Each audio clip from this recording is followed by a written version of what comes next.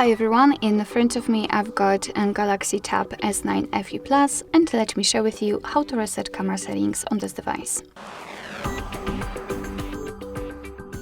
So let's start with opening the camera app, and it does not really matter whether we'll be on the photo, video mode or any other mode because we have to enter the settings. Before we'll do that, I hope that you can see the grid lines.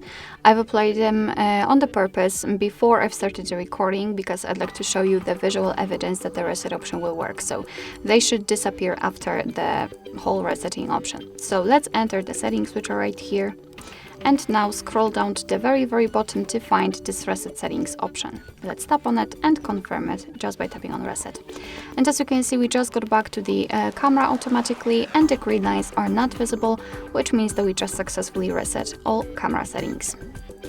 Alright, so that will be all. Thank you so much for watching. I hope that this video was helpful, and if it was, please hit the subscribe button and leave the thumbs up.